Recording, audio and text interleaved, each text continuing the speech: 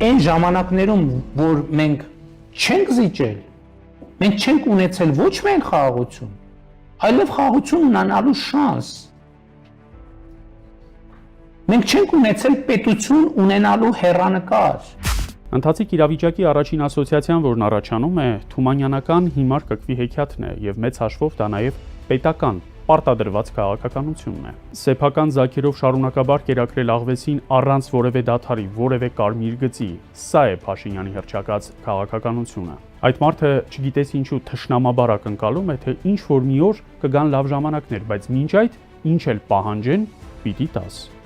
Ինչ վերաբերում է այս իրավիճակին հայ հասարակությանն անդրադարձին կամ պատրաստ լինելուն, իհեճուկս պատմական ռոմանտիզացված դրվագների, որոնք մեզ հասնում են որպես մարդկային հասարակությունների հավաքական խիզախության դրսևորումներ, ինչպես Սարդարապատը, եւ տարբեր օրինակներ կան տարբեր ժողովուրդների պատմությունից, բայց իրականության մեջ դիմադրությունը մտավոր եւ կազմակերպչական աշխատանք է։ Ակնհայտորեն Հայաստանի Հանրապետության պետական մարմինները դիմադրության հարցում աշխատանք չեն տանում։ Բացի այդ, դա չի արվում նաև ոչ պետական հատվածում, այսինքն ընդդիմադիչ ընտրանին եւս այս պահին այդ աշխատանքը ցավոք սրտի չի կարողանում անել։ Հետևաբար մենք երևի մեր պատմության ամենաբարդ ժամանակաշրջանն ենք ապրում եւ դժվար է ասել դա չափազանցություն է թե ոչ, բայց գուցե ավելի բարդ վիճակում ենք, քան 1900-ականների սկզբներին։ Բանն այն է, որ այդ ժամանակ բոլոր մոլորությունների մեջ գոնե բացակայում էր այն լրացուցիչ մոլորությունը, որ մենք պետություն ունենք, որը մեզ համար ինչ-որ բան կանի։ Հիմա ցավն այն է, որ մենք այդ մոլորությունն էլ ունենք, այսինքն ի թիվս մյուս խնդիրների, որոնք կային օրինակ 1905-ին, մենք այսօր մոլորություն ունենք, որ եթե ինչ-որ կարևոր հարց լինի, պետությունը ձայն կհանի։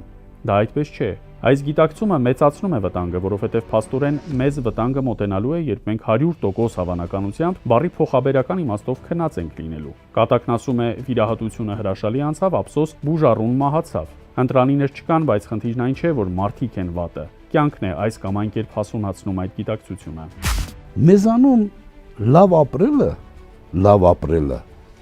բացառապես վերածվել գույք, փող, ունեցվածքի։ Հասկանում եք, սա սարսափելի բարդ խնդիր է, բարդ վիճակ է մեզ համար։ Լավ եմ ապրում, ոչ թե ես նաև հնարավորություն եմ իմ ոչ նյութական կարիքները բավարարելու, այլ լավ եմ ապրում, ասենք ես ունեմ փող, գույք, տուն, եթե սրանցից որևէ մեկ ունեմ, առավել ևս։ Սա մեր սկսած անկախության ամբողջ շրջանում ես կարող եմ առանց սխալվել հավանականության արձանագրել, դա հոգևորի աննախադեպ նահանջն է։ Աննախադեպ նահանջը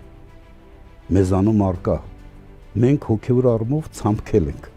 Ամեն հաջորդ ընդդիմադիր առաջնորդի թվում է, թե ձախողումը նախորդի դեմքի գույնով էր պայմանավորված։ Արդյունքում մենք ամեն հաջորդ տարի ունենում ենք նոր փորձողներ, որոնք փորձում են նույնը, ինչն արվել էր նախորդ տարիներին, գործում են բացարձակ նույն սխալները, որոնցից դասեր չեն քաղվել։ Հասկանալի է, որ բարդ ժամանակներն արմատականացնում են մարդկանց եւ մեկ անգամ մինչեւ վերջ սեփական ճանապարհով գնալու վճռականություն են հաղորդում, բայց 4-5 պարտությունից ու ձախողումից հետո պետք է ի վերջո ալիքի մեջ նետվելու այդ ոչ դրական ոգևորությունը կառավարելու եւ սանձելու ձևեր գտնել։ Գործընթացներն են ձևավորում ընտրանիներ, գիտակցություն եւ աշխատավոճ, եւ մենք աստիճանաբար մոտենում ենք այդ կետին։ Ամեն հաջորդ փորձողի հանրությունն ավելի կասկածամտորեն է վերաբերվում եւ ավելի քիչ ռեսուրս է պատրաստ լինում տալու։ Երբ բոլոր փորձողներն իրենց փորձերը կբերեն, կհանգեցնեն այն կետին, որից հետո ստիպված կլինեն ավելի համեստ դառնալ, կսկսի համագործակցություն եւ սիներգիա առաջանալ։ Դա ճանապարհ է։ Մարդիկ կարող են ասել, այդ ինչ մանր խնդիրների մեջ եք եփվում, երբ մենք ժամանակ չունենք ու գործընթացները չեն սպասում,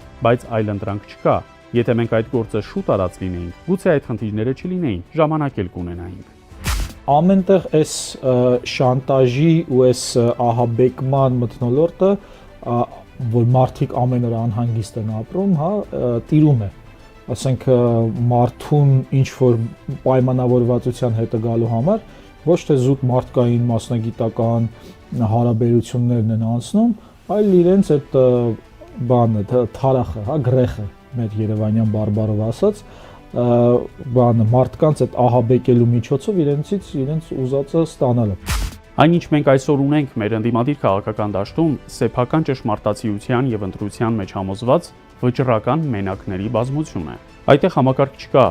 որևէ մեկը չի ուզում սեփական ձախողումների սխալները քաղել։ Որևէ մեկին սեփական ձախողումները չեն դարձնում այնքան համեստ, որ ուրիշի հետ հարաբերվելու, հաշվի նստելու, նրա ճանապարհը քննարկելու, դիտարկելու պատրաստակամություն ունենա։ Որոշիր հարգելի քաղաքացի, թե որ երեսն է ճիշտ։